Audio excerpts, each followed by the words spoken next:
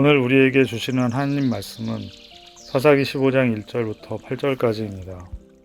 얼마 후 밀 거둘 때 삼손이 염소 새끼를 가지고 그의 아내에게로 찾아가서 이르되 내가 방에 들어가 내 아내를 보고자 하노라 하니 장인이 들어오지 못하게 하고 이르되 내가 그를 심히 미워하는 줄 알고 그를 내 친구에게 주었노라. 그의 동생이 그보다 더 아름답지 아니하냐 청하노니 너는 그를 대신하여 동생을 아내로 맞이하라 하니 삼손이 그들에게 이르되 이번은 내가 블레셋 사람들을 해할지라도 그들에게 대하여 내게 허물이 없을 것이니라 하고 삼손이 가서 여우 300마리를 붙들어서 그 꼬리와 꼬리를 메고 회를 가지고 그 두 꼬리 사이에 한 회를 달고 회에 불을 붙이고 그것을 블레셋 사람들의 곡식밭으로 몰아들여서 곡식단과 아직 배지 아니한 곡식과 포도원과 감람나무들을 사른지라. 블레셋 사람들이 이르되 누가 이 일을 행하였느냐 하니 사람들이 대답하되 딥납 사람의 사위 삼손이니 장인이 삼손의 아내를 빼앗아 그의 친구에게 준 까닭이라 하였더라. 블레셋 사람들이 올라가서 그 여인과 그의 아버지를 불사르니라. 삼손이 그들에게 이르되 너희가 이같이 행하였은즉 내가 너희에게 원수를 갚고야 말리라 하고 블레셋 사람들의 정광이와 넓적다리를 크게 쳐서 죽이고 내려가서 에단바위 틈에 머물렀더라. 아멘.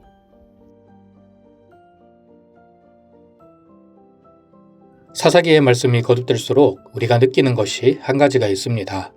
사사들에게서는 진정한 왕의 모습을 찾기가 어렵고 오히려 세상을 닮아가는 불완전한 모습만 보게 된다는 점입니다. 그럼에도 사사기가 우리에게 위로가 되는 것은 이러한 인간의 연약함 속에서도 하나님은 여전히 주권 가운데서 구속사의 섭리를 이루어 가시기 때문입니다. 모두가 포기할 법한 순간에도 하나님은 변함없이 일하시며 우리의 진정한 왕이 누구인지를 분명히 보여주십니다. 오늘 우리도 마찬가지입니다. 하나님 앞에 완전한 사람은 아무도 없습니다. 모두가 약점이 있고 모두가 실패를 경험합니다. 하지만 하나님은 주권 가운데에 저와 여러분들을 붙들어 주시고 하나님의 뜻을 이루기 위해 사용하십니다. 오늘 말씀을 통해 인간의 연약함과 불완전함 속에서도 여전히 일하고 계시는 하나님의 주권을 발견하며 소망을 가질 수 있기를 주님의 이름으로 축원합니다. 먼저 하나님께서는 연약한 삶의 배후에서 일하시는 분이십니다. 오늘 본문은 잔혹한 복수극이 연속적으로 이어집니다. 1절을 보시면 삼손은 그의 아내와 화해하고자 염소 새끼를 가지고 블레셋으로 내려갑니다. 그러나 그곳에서 아주 모욕적인 일을 경험하죠. 장인이 그의 아내를 다른 친구에게 줘버린 것입니다. 삼손의 명예와 자존심이 완전히 짓밟혔습니다. 장인의 말에 삼손은 복수심에 불탑니다. 3절입니다. 이번은 내가 블레셋 사람들을 해할지라도 그들에 대하여 내게 허물이 없을 것이니라. 삼손은 자신이 어떻게 해야 할지 하나님께 묻지 않습니다. 지금 느끼는 감정, 본능 그대로 분노를 토해냅니다.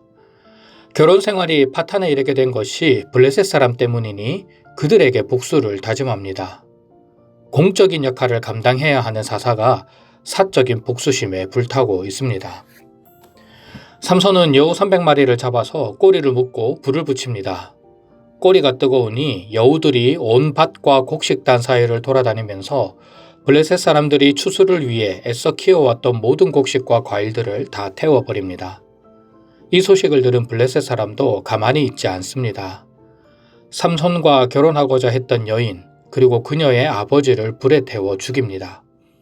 복수라는 이름으로 계속 반복되는 비극이 자행되고 있습니다. 삼손도 가만히 있지 않습니다. 7절을 보면 내가 너희에게 원수를 갚고야 말리라 라고 하면서 블레셋 사람들을 쳐 죽이고 에단 바위 틈에 머무릅니다. 삼손이 자신의 성적을 통제하지 못해서 잔혹한 복수극이 일어났습니다. 그러나 하나님은 삼손의 배후에서 그의 복수를 사용하셔서 블레셋을 심판하십니다. 삼손 이야기 속에 중간중간 등장하는 말씀을 꼭 기억해야 합니다. 사사기 13장 25절 여호와의 영이 그를 움직이기 시작하셨더라. 사사기 14장 4절 그의 부모는 이 일이 여호와께로부터 나온 것인 줄은 알지 못하였더라 라고 기록합니다. 그리고 본문 바로 앞 구절인 사사기 14장 19절을 보시면 여호와의 영이 삼손에게 갑자기 임하심에 라고 기록되어 있습니다. 분명 삼손의 연약함과 혈기가 문제를 일으켰지만 하나님은 삼손의 삶 배후에서 일하고 계셨습니다. 삼손의 연약함을 하나님의 구원의 도구로 사용하신 것입니다. 하나님의 일하심이 삼손의 죄에 정당성을 부여하는 것은 아닙니다. 그러나 인간의 연약함조차도 하나님의 구원 계획을 막을 수 없다는 사실을 잘 보여주고 있습니다. 우리도 살아가면서 많은 잘못을 저지르고 억울한 일을 당합니다. 나의 연약함 성품 때문에 혹은 잘못된 선택으로 인해 고통받거나 과거의 실수를 후회하면서 오늘을 살아갈 수도 있습니다. 그러나 우리 인생의 배후에 하나님이 계십니다. 하나님은 여전히 일하고 계시며 우리의 연약함 속에서도 모든 것을 합력하여 선을 이루시는 분이십니다. 하나님에 대한 믿음과 신뢰로 나아간다면 우리는 고통스러운 현실 가운데서도 미래에 대한 소망을 품으며 살아갈 수 있습니다.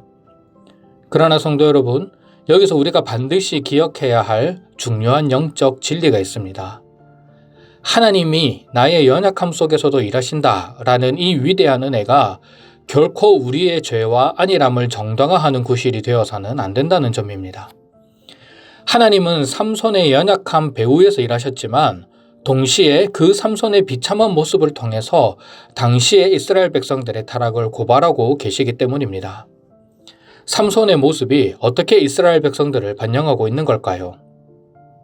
삼손은 나시린으로 태어나서 거룩을 이루어야 했지만 그는 나시린의 율법을 너무나 쉽게 어겼습니다. 이스라엘도 마찬가지입니다.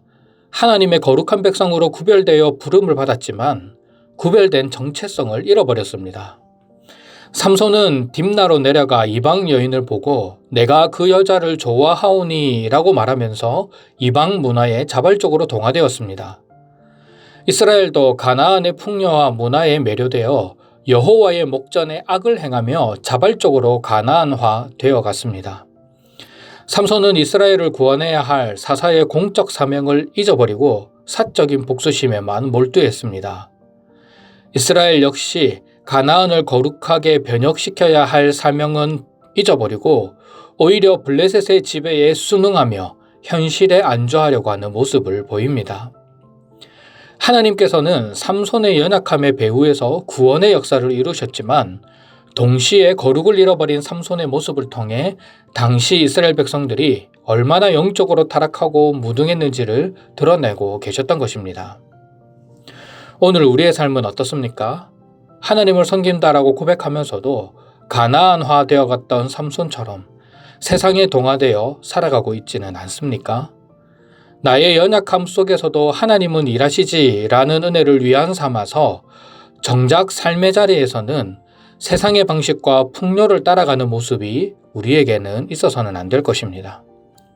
하나님은 저와 여러분을 하나님의 자녀로 삼아주시며 구별해 주셨습니다. 세상 속에서 구별된 백성으로 하나님의 다스림 가운데 살아가도록 부르셨습니다. 하나님은 우리의 연약함 속에서도 일하시지만 동시에 우리가 이 세상을 닮아가는 무기력한 성도로 남기를 원치 않으십니다. 세상의 풍요와 문화가 아무리 달콤해도 우리의 진짜 정체성은 하나님의 다스림을 받는 거룩한 백성입니다. 오늘 하루 연약한 삶에도 일하시는 하나님을 기억하며 나를 세상 속에서 구별된 자녀로 불러주신 하나님의 사명을 붙들고 살아갈 수 있는 저와 여러분들이 되시기를 주님의 이름으로 축원합니다.